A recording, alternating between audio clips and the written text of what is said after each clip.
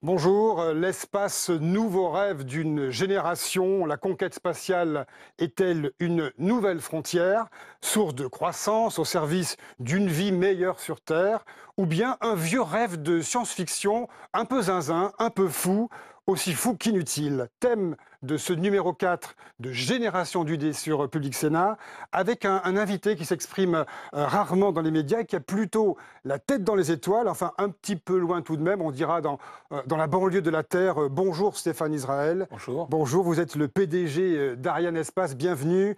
Vous échangerez avec 4 jeunes terriens, c'est le principe de l'émission. Nous aurons pour inviter dans une première partie Lucie Poulet.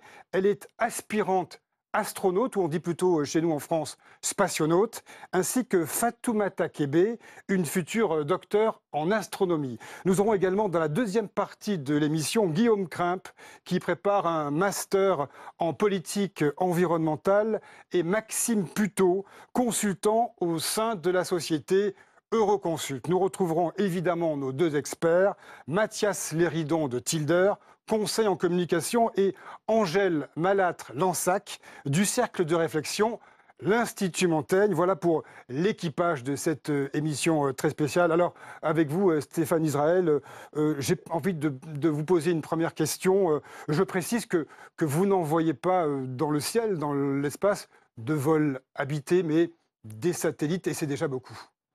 Oui, nous envoyons effectivement des satellites, tout type de satellites, des satellites de télécommunication qui vous permettent de diffuser les chaînes de télévision, des satellites d'observation de la Terre, des satellites scientifiques. Mais effectivement, nous ne faisons pas de vol habité. Le vol habité aujourd'hui se fait depuis Baïkonour au Kazakhstan avec un lanceur Soyouz, même si nous opérons Soyouz depuis la Guyane, mais par exemple pour aussi déployer la constellation Galileo de la Commission européenne, qui vous permettra, lorsque vous serez dans votre voiture, de ne plus seulement dépendre du GPS américain, mais d'avoir un système de navigation européen. On va voir tout ça en détail avec nos invités et nos experts. Ariane Espace, ça n'est pas seulement une réussite française et européenne, c'est aussi une société confrontée à un enjeu majeur, la conquête de l'espace. C'est assez âpre, assez sévère finalement, hein. Ce qui est certain, Ça n'est c'est pas que qu'une histoire technologique, hein. c'est une histoire technologique, parce qu'effectivement, envoyer un lanceur dans l'espace et réussir une mission, c'est toujours très compliqué et chaque lancement est une aventure. C'est vrai qu'avec Ariane, nous avons 71 succès d'affilée, mais je peux vous dire qu'à chaque lancement, il y a beaucoup d'intensité dans la salle Jupiter qu'on voyait sur les écrans. C'est une aventure européenne parce que ce sont les Européens qui ont coalisé leurs forces pour faire ce lanceur Ariane, avec une part française très importante. Et puis, l'espace, c'est une aventure scientifique, une aventure géopolitique. En fait, il y a autant d'aventures qu'il peut y avoir d'espace à conquérir dans l'espace. Alors, Stéphane Israël, quelques mots sur votre trajectoire personnelle, hein, sans jeu de mots. Vous êtes passé par EADS Oui, dans votre absolument. carrière, puis vous avez été à EADS, où vous avez été conseiller de Louis Gallois, qui dirigeait le groupe à l'époque. Puis vous avez fait un saut rapide, on va dire, hein, un saut dans l'espace, hein, politique, au ministère du redressement productif d'Arnaud Montebourg. On va peut-être passer sur l'épisode, hein, et vous voilà à la tête d'Ariane Espace. C'est quelque chose d'assez, j'imagine, assez costaud comme expérience personnelle. En fait, effectivement, j'ai pendant 5 ans été dans le groupe Airbus, qui s'appelait EADS, une année comme conseiller de Louis Gallois, puis pendant 4 ans dans la filiale spatiale d'Airbus, qui était Astrium. Quand j'étais auparavant à la Cour des comptes, j'avais eu la chance en réalité de contrôler la filière spatiale, et c'est là que j'ai découvert l'espace et qu'un fil d'Ariane a commencé à se déployer. J'ai été au centre spatial guyanais en 2002 quand il y a eu malheureusement le dernier échec d'Ariane, donc je me souviens de ce moment qui a été un moment très douloureux. Et puis effectivement une année au ministère de l'Industrie, et Ariane Espace, effectivement, c'est une responsabilité importante car nous sommes à la fois une petite société parce que l'essentiel des effectifs est dans l'industrie, mais nous avons une responsabilité énorme qui est de vendre ce lanceur et d'en réussir les lancements. Donc c'est très Et important. puis il y a dans l'espace, hein, en question SpaceX. Absolument. Dites-nous 2 mots de SpaceX. Nous avons toujours eu des concurrents chez Arianespace. Ça a longtemps été les Russes, qui ont été un concurrent très important pour nous avec un lanceur Proton. Ça, c'est le nouveau grand méchant, c'est ça? Nouveau grand méchant, je ne sais pas, mais pour en venir effectivement à ce compétiteur californien, c'est un milliardaire californien qui a fait fortune dans PayPal et qui a décidé de se lancer dans le monde des fusées et qui effectivement bouscule un peu le jeu, et tout ce que nous faisons permettra d'être toujours plus compétitif face à lui. Ça, on va y venir avec nos invités dans un instant. Avant d'évoquer avec vous l'aventure d'Arianespace, Stéphane Israël, je vous propose de revoir ces images qui marqueront à jamais l'histoire de l'humanité. How is the quality of the TV? Oh, it's beautiful, Mike. It really is. Oh, geez, that's great. Is the lighting halfway decent? Yes, indeed. They've got the flag up now, and you can see the stars and stripes on the lunar system. Beautiful, just beautiful.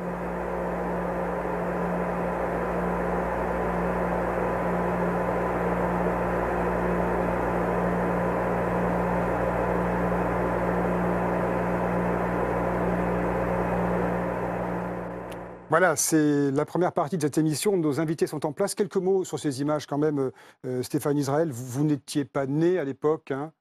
Oui, c'était 2 ans avant ma naissance. Je vous le confie, moi oui. Bon, personne n'est parfait, mais oui, on a tous ces images des premiers pas d'Armstrong, on a tous sa phrase, c'est un petit pas pour l'homme et un grand pas pour l'humanité. Voilà, l'espace, c'est ça. À un moment, toute la communauté des terriens a en référence ce qui s'est passé en 1969 sur la Lune. Et vous aviez quel âge pour le premier lancement d'Ariane? Alors, j'avais 8 ans pour le premier lancement d'Ariane, et dans ma mémoire, je suis persuadé de l'avoir vu à la télé, mais c'est peut-être un souvenir reconstitué. Alors, Mathias Léridon, bienvenue pour cette première partie consacrée à l'espace, nouveau rêve d'une génération. De part et d'autre, à votre droite, Lucie Poulet. Bonjour. Bonjour. Bienvenue à vous également. Vous avez 30 ans, pardon de donner l'âge d'une dame, et vous êtes aspirante spationaute. Qu'est-ce que ça veut dire? Oui, c'est ça. Aspirante spationaute, ça veut dire que depuis que je suis toute petite, j'ai toujours voulu être spationaute, et que je m'y prépare autant qu'on puisse s'y préparer. Voilà, depuis des années. Maintenant, il n'y a pas eu de recrutement d'astronautes en Europe depuis 2009. Peut-être il y en aura dans les années à venir. Et à ce moment-là, je déposerai ma candidature. Quand vous voyez Neil Armstrong sur les images, ça vous parle, j'imagine, non? Oui. Oui, ça me parle, et c'est toujours aussi impressionnant de revoir ces images. Bon, même si vous n'étiez pas né, évidemment. Quelques mots encore. Vous avez effectué, j'ai lu ça dans votre bio, 3 missions de vie sur Mars. Oui, c'est ça.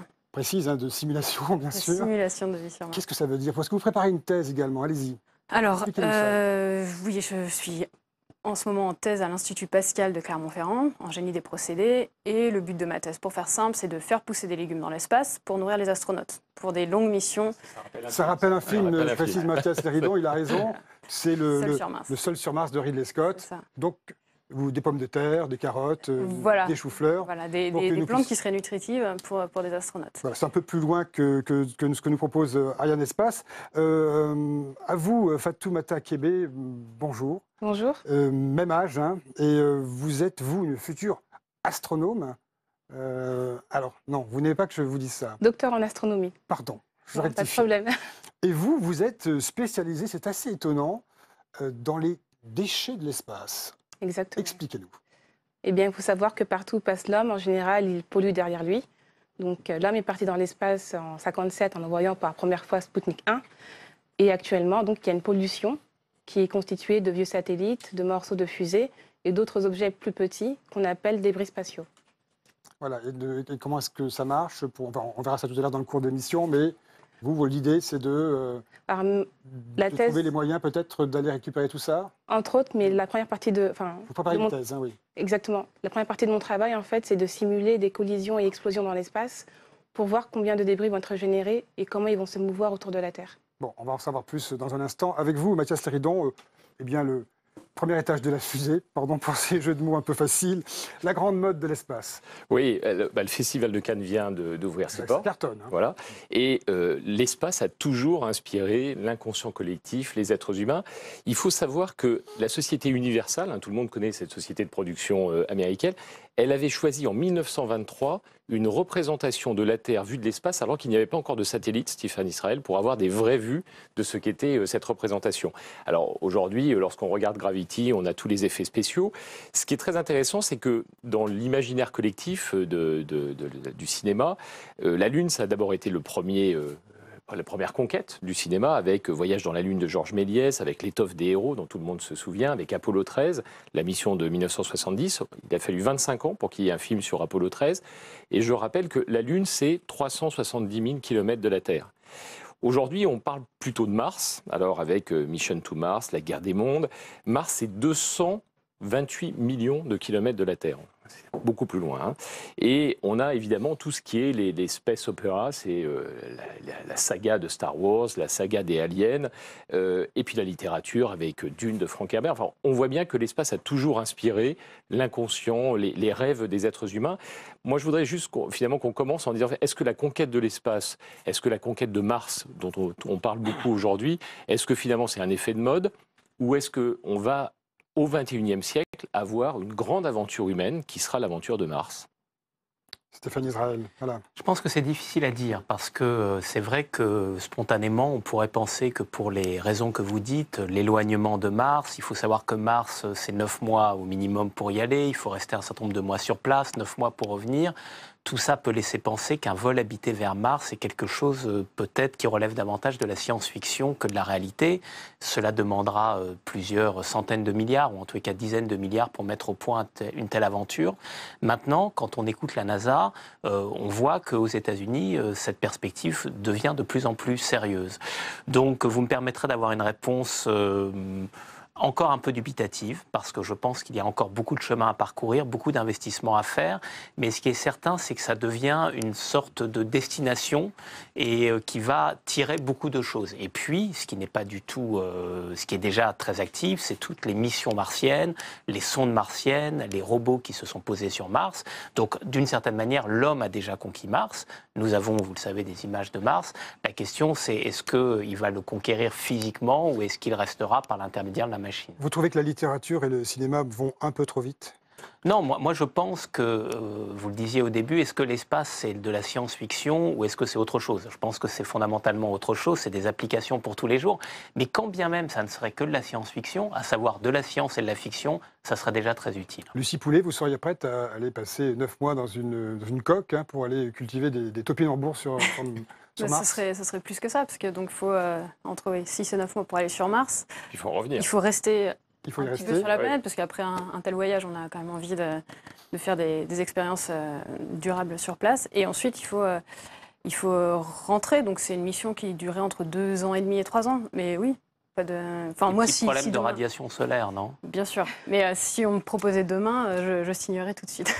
Vous signeriez, vous, Stéphane Israël, pour partir sur Mars? À titre personnel, non. Mais j'admire le fait de signer parce que, effectivement, c'est une expérience que je ne crois pas que je suis fait pour une telle expérience, mais je comprends qu'on puisse avoir ce désir de signer tout de suite. Mais juste une question, à quoi ça servirait finalement d'aller poser le pied sur Mars et aller s'y installer, y perdurer? Quelle est la finalité de tout ça? Alors, même si cela dépasse le cadre effectivement de l'activité d'Ariane Espace. Hein, nous sommes... Non, bien sûr. Non, je pense que c'est une très bonne question parce que il y a quelque chose qui relève de la conquête humaine et on se souvient tous de ces images de lunaires et évidemment le jour où un homme pose les pieds sur Mars, il y a quelque chose dans l'humanité qui a changé parce que l'homme est allé là où il n'est jamais allé et tout le monde se souviendra et pour l'éternité de ce moment où l'homme aura posé un pied sur Mars. Ça, c'est certain. D'un point de vue scientifique, ça permettrait de comprendre les origines de la vie, puisque Mars n'a pas toujours été une planète morte, elle a été à un moment une planète qui a pu, en tous les cas, être habitable, et donc ça sera très intéressant. Maintenant, il est vrai que la question qu'on peut se poser, c'est est-ce qu'il faut investir des centaines de milliards pour une mission ou est-ce qu'il vaut mieux investir beaucoup d'argent pour un espace plus utile, par exemple pour connecter tous les terriens à Internet? J'avoue qu'à titre personnel, je suis plutôt favorable de ce type d'investissement. Revenons sur Terre, Mathias Léridon, en évoquant désormais le sujet, le cœur de cette émission, l'espace et les satellites. Beaucoup à dire. Oui, beaucoup. Alors, les satellites, en 2013, on comptait environ 1085 satellites opérationnels autour de la Terre, avec une grande partie de ces satellites qui appartiennent aux États-Unis. Il y en a un peu plus de 460 pour les États-Unis. La Russie en a 110, la Chine en a 107. Et la NASA, en même temps, recensait 7025 satellites inactifs. Alors, vous allez nous dire ce que c'est qu'un satellite inactif par rapport à un satellite actif. Et on a finalement deux grandes catégories de satellites. On a les satellites qui sont destinés à la vie quotidienne, ceux qui permettent à la fois les télécommunications, qui permettent la télédétection, qui permettent de surveiller la météo, la localisation, la navigation. Et puis il y a les satellites d'usage militaire. On a aujourd'hui environ 30% des satellites qui sont militaires, 20% qui sont à la fois militaires et pas militaires, puis 50% qui sont civils, vous allez nous en parler.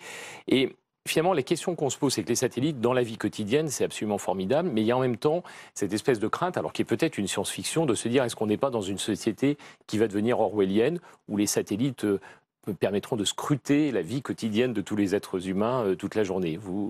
C'est quoi l'avenir du satellite? C'est aider l'humain, aider le progrès ou au contraire le contrôler? Non, je pense que c'est fondamentalement aider l'humain. Il y a peu de choses que nous pourrions faire dans une journée s'il n'y avait plus de satellites. Imaginons on fait une journée sans satellite. On ne pourrait plus regarder la télévision, certaines communications téléphoniques seraient compliquées, la météo, il n'y en aurait pas, quand vous êtes dans votre voiture, il faudrait redécouvrir les cartes Michelin, ce qui peut avoir du charme, et on pourrait penser à bien d'autres choses. Et puis, du point de vue des applications, les satellites servent aujourd'hui à prévoir et à prévenir les catastrophes naturelles, les images peuvent nous permettre de mieux intervenir sur les théâtres d'opération, donc il n'y a aucun doute sur la valeur ajoutée extraordinaire pour notre vie de tous les jours, ici sur Terre, des satellites. Alors après, il y a aussi des satellites d'observation, des satellites militaires. Ils peuvent être très utiles. Par exemple, quand la France a décidé de ne pas s'engager en Irak pendant la deuxième guerre d'Irak, elle l'a fait parce que la France s'était dotée de satellites d'observation et les images nous ont persuadé qu'il n'y avait pas d'armes de destruction massive. Donc je pense que pour un grand pays comme la France, c'est très bien d'avoir aussi cette capacité. Après, mais votre doctorante pourra en parler mieux que moi, il y a la question des débris. Il y a des satellites actifs, il y a des satellites inactifs. Et moi, il y a une image que je trouve très poétique. C'est quoi un satellite actif et inactif? Inactif, c'est qu'il a cessé, il ne fonctionne plus, il n'observe plus la Terre, il ne permet plus d'avoir des images pour les télévisions. Et donc ça a une durée de vie de combien? Ça dépend en orbite géostationnaire, donc ceux qui déploient leurs panneaux solaires et puis qui vont rester comme ça à 36 000 km, c'est plutôt une quinzaine d'années. En orbite basse, ceux qui sont défilants, on va dire, c'est plutôt 7 à 8 ans. Mais vous avez, donc quand un satellite a fini sa vie, soit il était en orbite basse, il a vocation à rentrer dans l'atmosphère, soit il est en orbite plus élevée, et là il y a une très belle image que je trouve très poétique, il y a une orbite cimetière, où les satellites en fin de vie vont aller en fait rejoindre cette orbite. On a tous vu Tarzan avec le cimetière des éléphants, et moi je pense toujours à ça, à l'orbite cimetière, où tout d'un coup il y a comme ça dans l'espace très très haut des satellites qui ont fini leur vie et qui ne présentent aucune menace pour les terriens. Mais peut-être que votre doctorante a une appréciation différente. Alors un peu, déjà la notion d'orbite cimetière, bon, je me dis, c'est juste déporter le problème un peu plus haut dans l'espace. Après, tout à l'heure, on a dit qu'il y a 1085 satellites actifs actuellement. Les débris spatiaux, c'est en centaines de millions qu'on peut les compter. Est-ce que vous avez une estimation assez précise ou c'est une grande fourchette, une idée simplement? D'après la NASA et l'ESA, on a à peu près 100 millions de satellites, de débris qui ont une taille inférieure à 1 cm. Entre 1 et 10 cm, on en dénombre 500 000. Et supérieur à 10 cm, c'est plutôt 17 000. Et ce qui est problématique actuellement, c'est que, par exemple, pour modéliser une collision ou une explosion dans l'espace, il existe un modèle aujourd'hui qui est celui de la NASA. Et donc, à ce niveau-là, l'Europe et donc la France n'a pas vraiment d'indépendance. Alors, pour bien comprendre le problème... Oui, parce qu'il y a beaucoup de collisions dans l'espace. Non, alors, c'est parce que c'est la question. Selon mes informations, il y en a eu 15, en tout et pour tout. Sur donc, quelle période? On est forcément depuis 1957, mais sans doute sur une période plus resserrée, mais on est très loin de Gravity, où tout d'un coup, il y a beaucoup de débris. Je pense qu'il y a un vrai sujet d'encombrement de l'espace en orbite basse, ça c'est vrai, et c'est un vrai sujet parce qu'en plus, aujourd'hui, il y a de plus en plus plus de projets d'envoyer des petits satellites en orbite basse. Donc c'est un sujet dont il va falloir s'occuper. Il va falloir que les États financent des programmes pour nettoyer l'espace d'une certaine manière, mais l'espace reste fondamentalement une zone utile, une zone qui reste fondamentalement propre pour l'humanité et qui apporte des bénéfices très importants. Pour bien comprendre, parce que ce sujet est passionnant, hein, Galiléo, exemple, combien de satellites nécessaires pour le programme ? Le programme Galileo, ça sera 30 satellites pour la première génération. Et quand vous les envoyez dans l'espace, vous avez l'assurance qu'ils pourront circuler librement sans heurter Oui. On va y revenir avec vous. Oui, enfin, il y a pas de ce point de vue-là, il n'y a pas de problème. Les Galiléo sont en plus sur ce qu'on appelle une orbite moyenne, qui n'est pas l'orbite la plus encombrée, c'est vraiment l'orbite basse qui est la plus encombrée. Il y aura 30 satellites pour la première génération de la constellation, mais il n'y a aucun problème de place en orbite moyenne et en orbite géostationnaire, là où le sujet va devenir plus sensible, je pense, c'est dans les orbites basses. Et le nettoyage de l'espace, c'est de la science-fiction ou Fatou m'adresse Stéphane Israël, c'est de la science-fiction ou pas science-fiction? Déjà, par rapport aux collisions, en 2009, il y a une collision entre un satellite actif américain, Iridium 33, et un satellite russe inactif, Cosmos 2251. Et le problème de cette collision, en fait, c'est que bien qu'Iridium, la compagnie qui gérait le satellite, surveillait son satellite, elle n'avait pas les informations concernant l'évolution du satellite russe. Et en fait, c'est avec une mauvaise communication en fait, que cette collision a pu avoir lieu. Et donc c'est un accident, comme il y en a beaucoup sur Terre. Il nous manque quoi? Une tour de contrôle commune, mondiale, pour régler la circulation des satellites dans l'espace, c'est ça l'idée? Une collaboration internationale, ça c'est sûr, mais surtout qu'on puisse communiquer de bonnes informations pour pouvoir faire en sorte d'éviter ce genre d'événements. Mais il y a maintenant effectivement des programmes, ça commence pour nettoyer l'espace, donc ce n'est pas de la science-fiction. Le groupe Airbus... Pour les gens, les téléspectateurs qui nous écoutent, comment on nettoie l'espace? Pour le moment, on en est encore à l'état de prototype, hein, et donc il y a des projets de voiles solaires qui permettraient de ramener les débris, mais là l'idée, ça serait de pouvoir, un satellite qui sera en perdition, de pouvoir intervenir dessus, soit pour le désorbiter, soit pour aller le mettre vers la fameuse orbite cimetière. Stéphane Israël, quand vous lancez un satellite, récemment vous avez communiqué sur le programme Copernicus. Copernicus, qui est un programme dédié à l'environnement financé par l'Union européenne, donc vraiment l'espace utile. Mais quand vous lancez un satellite dans l'espace, ou des satellites dans l'espace, il y a une plateforme commune pour savoir où est-ce qu'il se situe, où est-ce qu'il se positionne? Tous les objets dans l'espace sont recensés. Il y a le fameux NORAD américain qui vous permet, qui a une vision sur tous ces objets. Et donc oui, bien sûr, on sait ce qu'il y a dans l'espace, à la fois en termes d'objets actifs, mais comme vous le disiez, sur les débris. Ça veut dire qu'on ne peut pas lancer un satellite sans le savoir, parce que là, le mythe des James Bond, vous savez, on envoie un satellite dans l'espace et on ne sait pas tout d'un coup où est-ce qu'il est. Aujourd'hui, on sait ce qu'on envoie dans l'espace. Il y a un droit international. On va dire que quand vous envoyez un objet dans l'espace, en général, c'est assez connu parce que ça ne passe pas tout à fait inaperçu. Après, il y a ce qu'on appelle des missions classifiées, qui sont des missions militaires, et les États ne donnent pas toujours tous les détails sur ces missions classifiées, mais c'est une très petite minorité par rapport aux missions civiles et même aux missions, à l'essentiel des missions militaires. Des satellites militaires mystérieux dont personne ne connaît l'existence, ils sont partout, j'imagine, non? Je sais pas. Vous détenez des secrets vous-même? Vous êtes un homme du secret en tant que patron de l'espace? Si on détient des secrets et qu'on dit qu'on les détient, par définition, vous commencez à violer le secret. C'est ça. Je ne répondrai pas à cette question, et comme ça va entourer de mystère. Mais surtout, comme je viens de vous le dire, quand il y a un lancement... Ça équivaut à un oui, hein, franchement, mais bon. Non, pas du tout, mais c'est pour vous faire fantasmer, mais pas du tout. Non, ce que je peux vous dire, c'est que quand il y a un lancement, c'est une opération connue, et encore une fois, il y a ce qu'on appelle des missions classifiées, mais l'espace c'est avant tout un espace bénéfique pour l'ensemble des terriens. Je me tourne vers vous, Lucie Poulet, l'aspirante spationaute. C'est un peu inquiétant tout ça, mine de rien. Vous imaginez partir à bord d'un vol habité, il va falloir sortir de la banlieue de la Terre avec beaucoup de monde sur la route. Vous y pensez? Non. Pas vraiment, mais après, beaucoup de monde sur la route. Quand on voit les cartes de déchets, ce que j'ai pu comprendre, c'est que c'est pas vraiment à l'échelle. Donc oui, il y a beaucoup de déchets. Après, maintenant, il n'y aura pas des déchets tous les 10 cm. D'accord. Et oui, bien sûr, de toute façon, un accident est toujours possible. Discovery, en 2003, c'était une partie du bouclier thermique qui était partie au décollage. Voilà, c'est des choses qu'on ne peut pas prévoir. Quand on fait un voyage spatial, il y a un risque qu'il faut accepter. Et c'est tout. Et est-ce que vous serez oui. à Baïkonour pour le lancement de Thomas Pesquet, puisqu'il y a un astronaute français qui part le 16 novembre Malheureusement, 2016. je ne pense pas que je pourrais aller à Baïkonour. Ça aurait été avec grand plaisir. Mais je le regarderai, c'est sûr que je le regarderai en direct. Fatoumata Kébé, pour clore ce débat sur la difficulté un petit peu du stock de déchets dans l'espace, il y a une réflexion sur la manière d'aller les chercher éventuellement, les nettoyer, les pousser vers un cimetière des éléphants spatiaux. En fait, il y a beaucoup de méthodes qui ont été proposées. Après, vu que le coût des missions spatiales sont prohibitifs, on n'a pas pu les tester en conditions réelles. Mais par exemple, au mois de juin 2016, il y a une conférence au CNES, donc l'Agence spatiale française, où la communauté va se réunir pour discuter en fait des méthodes qui sont proposées et voir leur faisabilité, par exemple. Mathieu Sarédan, c'est un moyen de diversification, d'ailleurs, le nettoyage de l'espace pour Arianespace.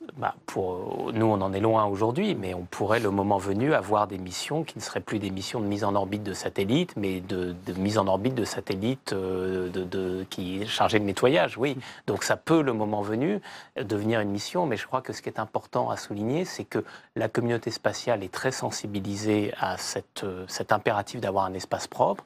Vous avez cité le CNES, et avant tout la responsabilité des agences, ça va coûter de l'argent parce qu'effectivement il faut faire des investissements, un lancement ça coûte cher, ces prototypes coûteront cher, mais je pense qu'aujourd'hui tout le monde a cela à l'esprit. Ça coûte combien un lancement pour Un lancement, ça dépend, mais je peux vous donner le coût d'une fusée Ariane, c'est à peu près 175 millions d'euros. Alors ensuite, ça va dépendre, mais une Ariane coûte 175 millions d'euros. Alors, Mathieu Sarédan, il y a sous-jacent, on a évoqué les déchets, bon, ok. Également, peut-être certains mystérieux satellites militaires. Qui fait quoi? Problème de gouvernance. Alors, il y a un problème de gouvernance. Alors, depuis 1957, le premier pas de la Terre dans l'espace, il y a eu une assemblée générale de l'ONU qui a préconisé, décidé l'utilisation pacifique de l'espace et la libre circulation dans l'espace, avec le traité de l'espace en 1967 qui est censé organiser l'espace comme étant un patrimoine commun de l'humanité. Le cadre juridique de l'ONU, c'est en fait le cadre qui donne la responsabilité à l'État de lancement. C'est-à-dire que c'est l'État qui lance quelque chose dans l'espace qui est responsable. Ce qui pose d'ailleurs une première question, c'est qu'aujourd'hui, c'est de plus en plus des sociétés privées et non pas des États. Au début, c'était des États qui lançaient. Aujourd'hui, ce sont des sociétés privées. Il y a évidemment une interdiction de mettre dans l'espace des armes de destruction massive. Et la réalité, c'est qu'aujourd'hui, il y a certains pans de l'espace qui ne sont pas gouvernés. Par exemple, le tourisme spatial ne fait pas l'objet d'une gouvernance mondiale. Donc les expériences de tourisme spatial sont dans un peu un no man's land juridique. Moi, je voudrais juste poser une question. À votre avis, Stéphane Israël, est-ce que la gouvernance générale de l'espace, aujourd'hui, elle est adaptée à ce que va être la conquête de l'espace au XXIe siècle, ou est-ce qu'il faut la faire un peu évoluer ? Non, je pense que cette gouvernance est adaptée. Il y a ce cadre international que vous évoquez. Il y a des lois nationales et nous avons une loi sur les opérations spatiales qui est tout à fait ambitieuse et qui justement impose aux acteurs spatiaux de laisser un espace propre. Et il y a aussi un troisième volet dont vous n'avez pas parlé, qui régule les activités commerciales dans l'espace. Il y a une instance à Genève qui, s'agissant des satellites géostationnaires, va accorder des positions orbitales, parce que là, c'est un espace rare, une ressource rare d'avoir une position qui vous permet de desservir une région ou un territoire, des fréquences qui sont aussi une ressource limitée. Donc il y a une régulation extrêmement forte. Et je pense effectivement que la grande question, c'est comment on va continuer de se soucier de cet espace propre et d'imposer aux acteurs spatiaux de laisser derrière eux un espace propre. Donc ça veut dire pour les satellites qui doivent être désorbités quand c'est possible ou rejoindre une orbite où ils resteront très longtemps sans nuisance pour les terriens. Et s'agissant de nos lanceurs, aujourd'hui, le dernier étage de nos lanceurs reste dans l'espace et puis au bout de quelques années, il finira par rentrer sur Terre. Avec Ariane 6, on aura un lanceur qui aura un dernier étage plus sophistiqué et qu'on pourra désorbiter immédiatement après la mission. Donc, si vous voulez, il y a un cadre qui est extrêmement important. Et pour le tourisme spatial, je pense que la question la première question qu'on peut se poser, c'est la sécurité de ces vols, parce que c'est quand même pas rien de passer quelques secondes hors de l'atmosphère. Et là, à mon avis, il faudra se soucier que les vols soient vraiment sûrs. Il y a une réflexion européenne, parce qu'il y a une agence spatiale européenne. Est-ce que le côté très étatique, État par État, aujourd'hui, il y a une vraie réflexion, un vrai dialogue européen sur la gouvernance de l'espace? Absolument. Il y a l'agence spatiale européenne, il y a aussi la Commission européenne qui a une politique spatiale, et il y a ces programmes d'espace propre. Donc tout à fait, c'est vraiment en coopération, et puis en coopération entre les agences aussi. Je vais faire réagir nos deux invités sur ce qui vient d'être dit. Stéphane Israël, vous êtes d'accord avec Stéphane Israël, Fatoumata Kébé, je reprends le bon mot d'un de mes bons amis, on a un problème d'espace vert, hein, n'est-ce pas, au-dessus de nos têtes. Ça manque un peu de gouvernance à vos yeux, tout cela? Alors, par rapport à la loi sur les opérations spéciales, en fait, déjà, c'est propre à la France. Donc, c'est vrai que la France a beaucoup avancé sur cette thématique-là, mais ça ne veut pas dire que la Chine ou l'Inde va avancer à ce niveau-là. Après, il faut savoir quand même que l'Agence des Nations Unies qui s'occupe de l'espace, entre ce qu'elle a comme information sur le nombre de satellites actifs, par exemple, et ce qu'elle peut observer, il y a quand même un décalage. Les chiffres ne sont pas les mêmes. Donc, il faudrait avancer. Plus de gouvernance, plus de... Voilà, même si on n'a pas toutes les informations. De mise en commun des informations, oui. Ce qui est suffisant pour nous permettre de nous assurer que l'espace n'est pas militarisé et aussi pour éviter les collisions et explosions, encore une fois. Et pour conclure avec vous, Lucie Poulet, c'est la fin de cette première partie. Jadis, l'espace était un enjeu de guerre froide, hein, Stéphane Israël, États-Unis contre URSS, les années 50, 60, la conquête spatiale, la domination sur Terre. Aujourd'hui, du point de vue de la future astronaute, c'est une aventure pour vous humaine, collective? C'est une aventure collective, c'est une collaboration internationale. Et d'ailleurs, je préfère parler d'exploration spatiale plutôt que de conquête spatiale. Parce qu'on va aller explorer Mars, on va aller explorer le système solaire. On n'est pas là pour conquérir et dominer les planètes et les mondes qu'on trouvera. Donc voilà, et ce sera une opération de l'humanité entière. Si chaque État ou continent essaye d'explorer l'espace tout seul, on n'avancera pas. Donc il faut des collaborations internationales. Et là, je pense par exemple à la future capsule Orion de la NASA, sur laquelle l'ESA va construire la partie cargo. L'ESA, c'est-à-dire l'Agence spatiale européenne. Voilà, merci. Voilà, c'est la conclusion de cette première partie. Merci à vous, Lucie Poulet, Fatoumata Kébé et Mathias Léridon. On va à présent dans la deuxième partie de ce Génération d'idées consacrée à l'espace avec Stéphane Israël, le PDG d'Ariane Espace, évoquer les enjeux économiques de cette bataille. À tout de suite.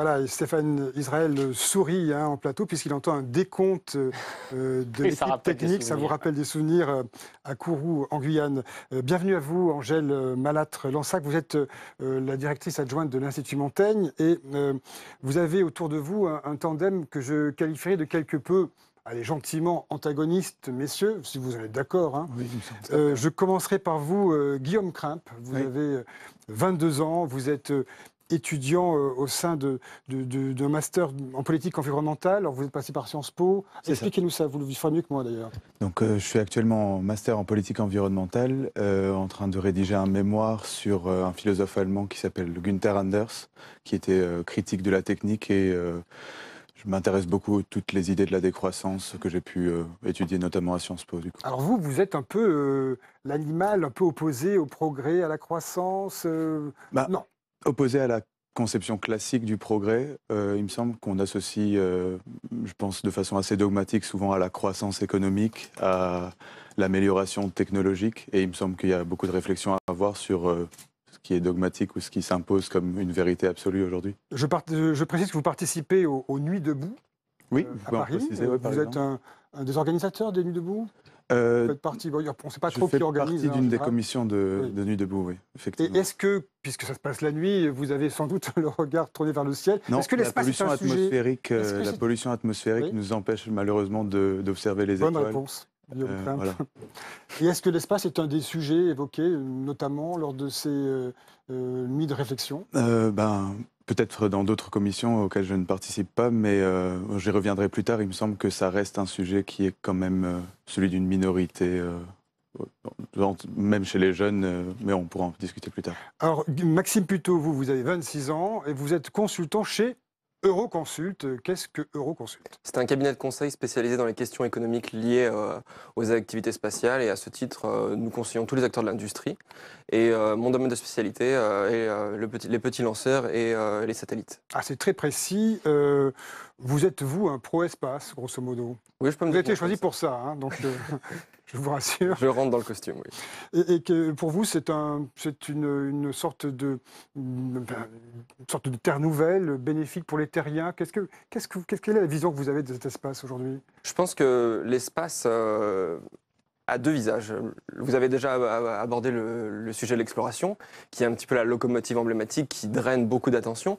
Mais je pense qu'aujourd'hui, l'espace est au service de la Terre et de ses terriens et de ses habitants, en lui fournissant de la sécurité, en améliorant son confort et bien sûr en étant un pan important de l'économie. Alors, Angèle Malatransac, avec vous, compte sur vous. On va redescendre un petit peu sur Terre, hein.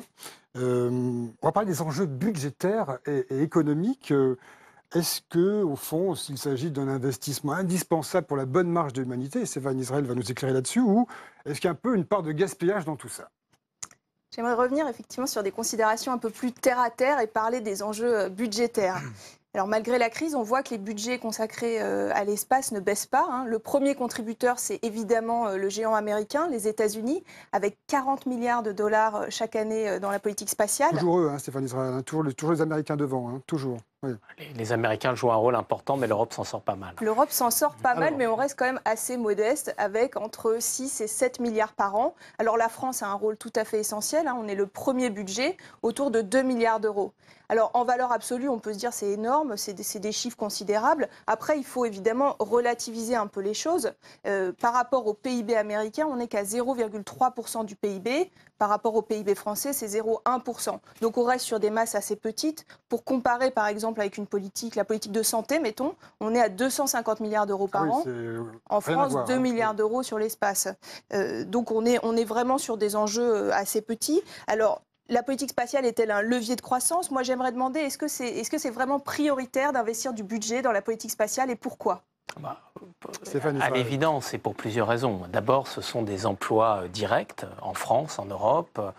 Les lanceurs, les fusées, ça représente à peu près 15 000 emplois, donc plus de la moitié en France. L'espace en Europe, ça représente 35 000 emplois. Ce sont des emplois qualifiés.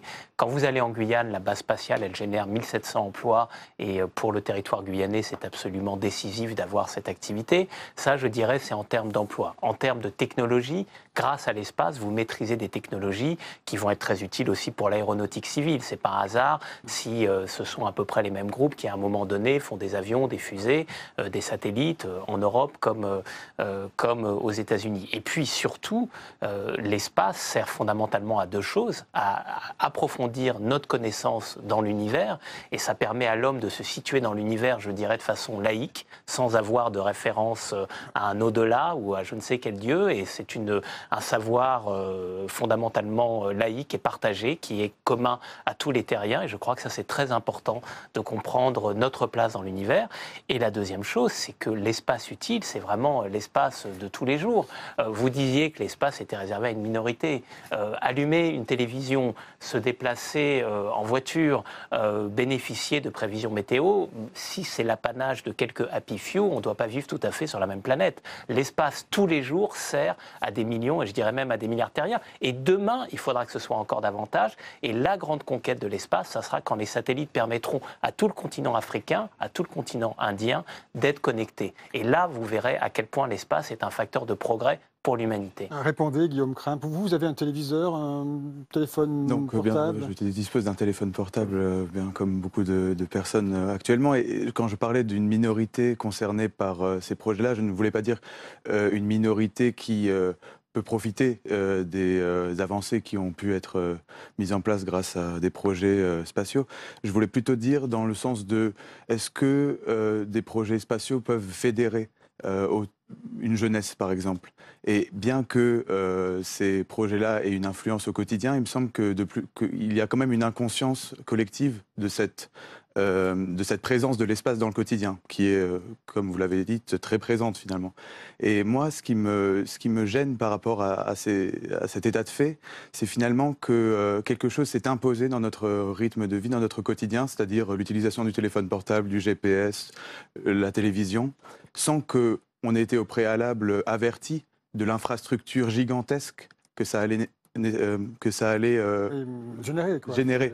Et aujourd'hui, qu'on en soit dans une situation où il va falloir envoyer des projets, des satellites pour nettoyer l'espace. Parce que le chef de la NASA lui-même indique qu'on ne peut plus envoyer des nouvelles missions qui ne généreront pas de déchets sans enlever des déchets au préalable. Vous parliez de l'espace laïque tout à l'heure. Oui, mais c'est une vision philosophique de la part du patron derrière l'espace, c'est plutôt plaisant. Est-ce que le progrès, au fond, est démocratique ? Oui, enfin le progrès. Après, il y a différents types de progrès, mais je pense que l'humanité a besoin de progrès. Elle a besoin de maîtriser le progrès. Elle a besoin de maîtriser la technique qu'elle génère. Je suis tout à fait d'accord avec vous, et on pourrait parler d'autres références philosophiques. Mais et personnellement, je suis cartésien. Se rendre comme maître et possesseur de la nature. Et ce qui est important dans cette phrase, c'est comme. Ça veut dire que ça n'est pas une maîtrise pour la maîtrise. C'est arriver effectivement à dominer, mais au meilleur sens du terme, la nature qui est notre environnement et dans laquelle nous habitons. Maintenant, ce que vous dites sur les déchets, l'humanité terrienne génère des déchets et c'est pas pour ça que vous cessez cette activité. Donc, fondamentalement, tous les jours sur Terre, vous avez ce type d'activité et cela fait partie du recyclable, si j'allais dire, ou d'une économie qui sait s'organiser. Et pour l'espace, c'est c'est tout petit par rapport aux bénéfices que ça apporte. Et c'est vrai qu'il va falloir se soucier d'un espace plus propre, mais on va y arriver, c'est le progrès technologique, et de toute façon, ça restera une partie très limitée de l'activité spatiale par rapport à l'essentiel des satellites que nous allons envoyer. Et je pense que l'analyse coût-bénéfice reste fondamentalement du côté des bénéfices.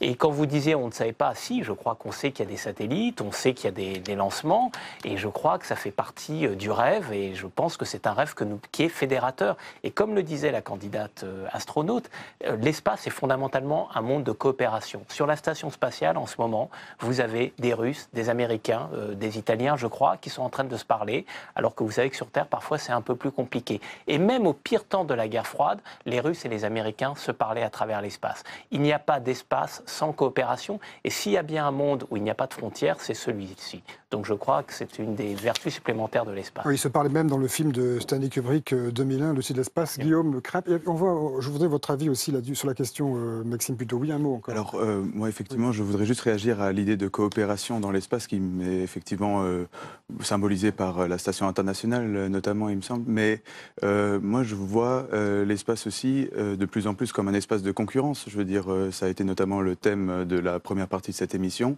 Il faut absolument rentrer en concurrence avec les Américains qui nous menacent.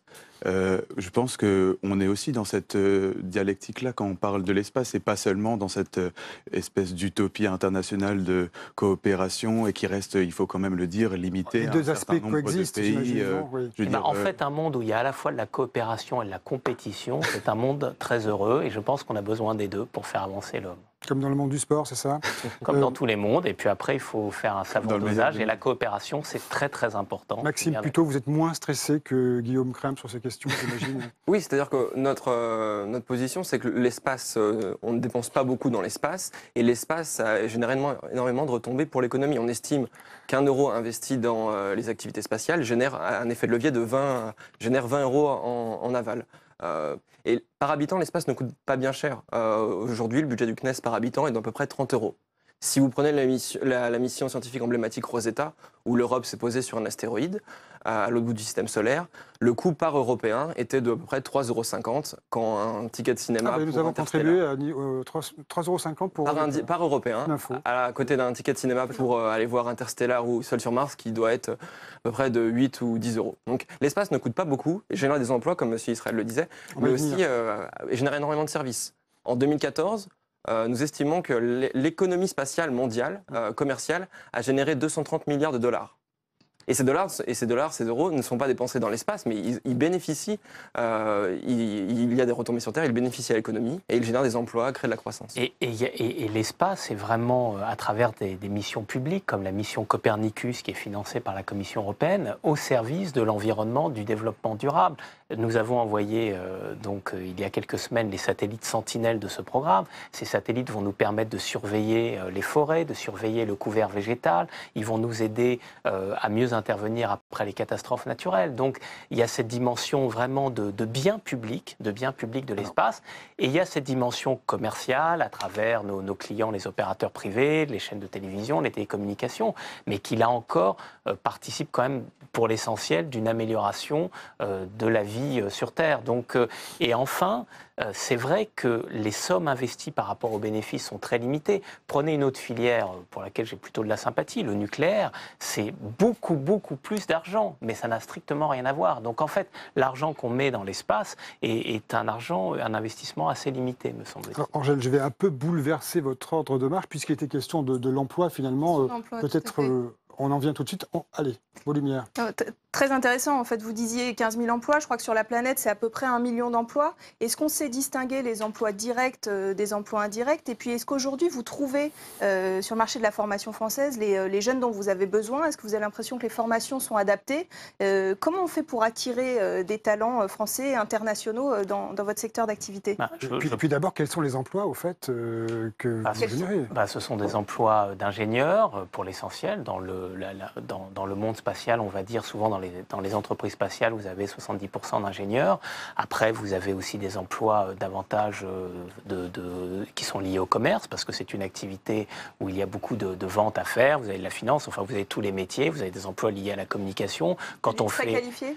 C'est pour l'essentiel des emplois qualifiés, ça dépend. Sur la base spatiale, ça peut être aussi des emplois moins qualifiés, donc ça ne sont pas que des emplois très qualifiés et ça ne sont pas que des emplois d'ingénieurs. Mais ce qui est important, c'est effectivement d'être attractif et de faire rêver les jeunes, parce qu'on n'y arrivera pas si les jeunes n'ont pas une envie d'espace, n'ont pas une envie de participer à cette ambition. Et justement, en Europe, parce que nous avons de très grandes entreprises dans le secteur spatial, on peut penser à Airbus, on peut penser à Thales, on peut penser à l'allemand OHB, ce secteur attire les meilleurs, et on sait que l'aéronautique globalement attire les meilleurs ingénieurs. C'est très important parce qu'on en a besoin pour réussir. Vous savez, il y a ces publicités que l'on voit fleurir sur nos murs, sur nos écrans. L'armée recrute. Est-ce que l'espace recrute? Est-ce qu'il y a des campagnes de communication à ce sujet? Et question toute bête, Ariane Espace, combien de divisions? Alors, d'abord, je vais répondre à la question sur l'espace recrute, parce qu'effectivement, les entreprises du secteur spatial génèrent des emplois, elles recrutent. Alors, s'agissant d'Ariane Espace, c'est un tout petit peu compliqué, parce qu'en fait, nous sommes, par la taille de nos salariés, une toute petite entreprise. Nous avons 350 salariés, pas plus. Parce que nous achetons le lanceur à l'industrie. En l'espèce, c'est Airbus Safran Launchers, donc un regroupement entre Airbus et Safran, qui eux ont 8000 salariés. Et puis nous l'opérons ensuite en Guyane, où là nous faisons travailler énormément de personnes, puisqu'il y a 1700 personnes qui travaillent sur la base. Mais ça, si vous voulez, c'est la chaîne spatiale. Et justement, ce que nous sommes en train de faire, c'est de rendre cette chaîne encore plus efficace. Et nous allons rapprocher Ariane Espace de son fournisseur de fusées européen, Airbus Safran Launchers. Et puis, on ne le dit pas assez souvent, Ariane Espace, c'est aussi le lanceur Vega. Et nous allons aussi rapprocher Ariane Espace de son prime italien, dont les usines sont à côté de Rome. Guillaume Krimp, vous verriez travailler pour l'industrie spatiale? Non, malheureusement, non. C'est pas du tout dans mes projets. Une réflexion tout de même sur l'emploi? J'avais une petite réflexion pour juste rajouter encore par rapport à cet intérêt de la population pour ce sujet-là. D'après un Eurobaromètre de 2011, il me semble, le changement climatique était la deuxième préoccupation des Européens après la faim, la soif et je disais la faim, la soif et la pauvreté. La pauvreté, le manque d'eau potable dans le monde.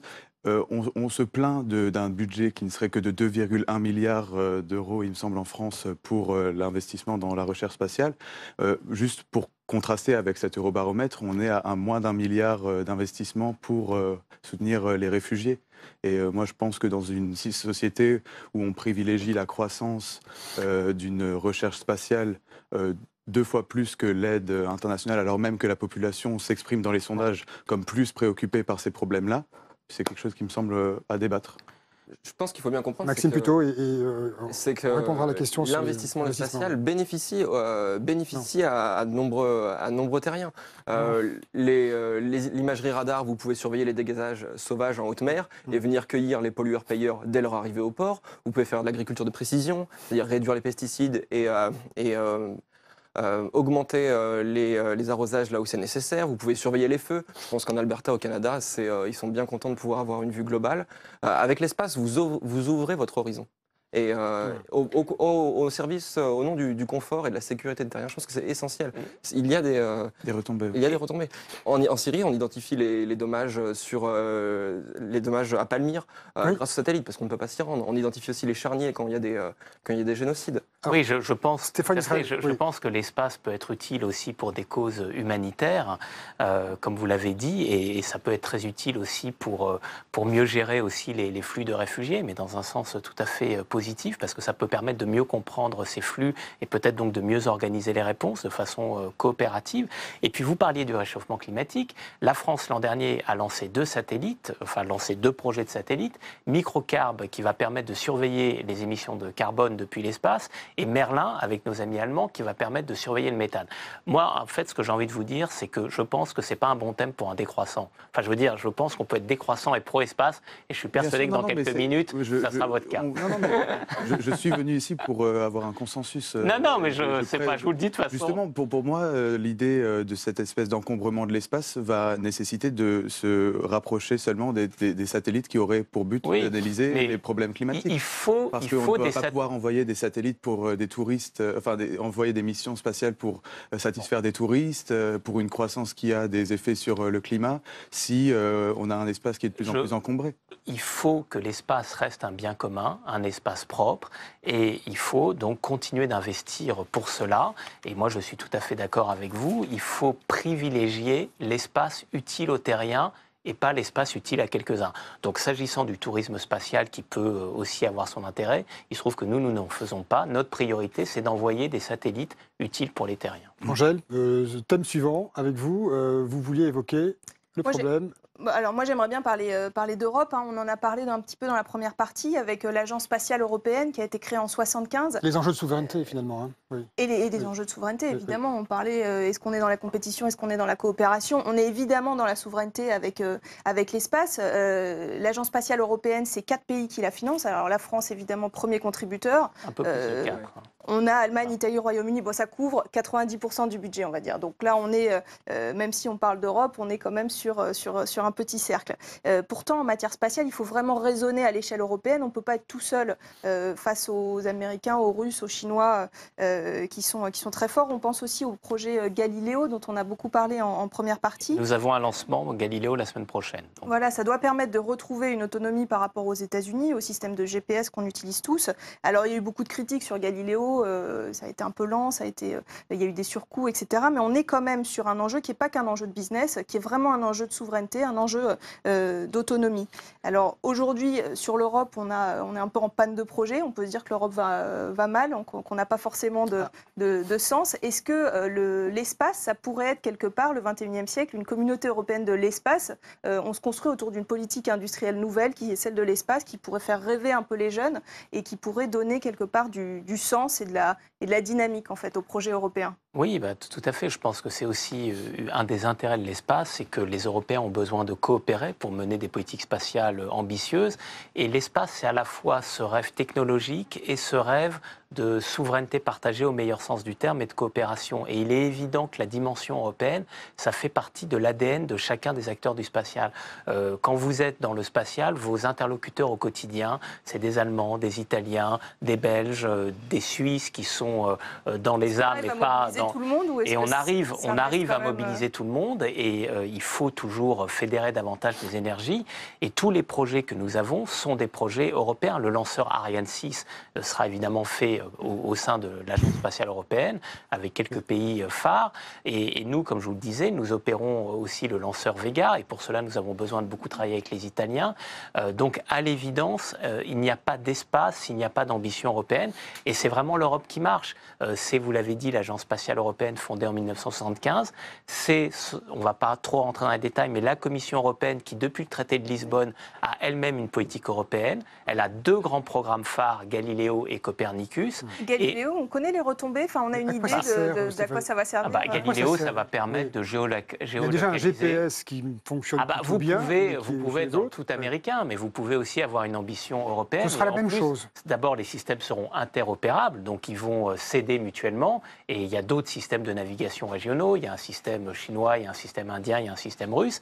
Donc on aura un système européen et on aura à la fois davantage de précision et davantage de zones couvertes. Au niveau des coûts, ça rapporte, ça a coûté très cher jusqu'à maintenant. Est-ce que ça va rapporter? Oui, ça va déclencher aussi des services, ça va déclencher tout un secteur aval qui va profiter de l'accès à ces données, à ce signal, et qui va donc pouvoir, ça va participer d'une croissance globale. On a un petit peu une idée, une estimation de ce que Galileo va rapporter? Non, mais il y a cette idée qu'un euro investi dans l'espace, ça rapporte 20 euros. Je pense qu'il ne faut pas avoir le fétichisme des chiffres, mais ce qui est certain, c'est que ça va apporter de l'autonomie et de l'indépendance aux Européens, et ça va générer tout un secteur aval de services. Il y a une agence spatiale, une agence de services qui s'appelle qui est basée à Prague et qui va opérer Galileo, et il va y avoir toute une économie autour des satellites Galileo. Il nous reste vraiment très peu de temps.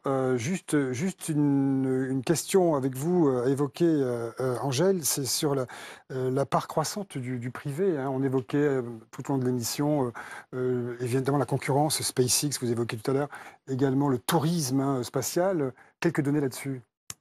On a évoqué SpaceX en première partie, effectivement, qui a réussi vendredi dernier un exploit en ramenant donc le premier étage de sa fusée. Enfin, ça laisse envisager une baisse des coûts assez considérable pour les années à venir.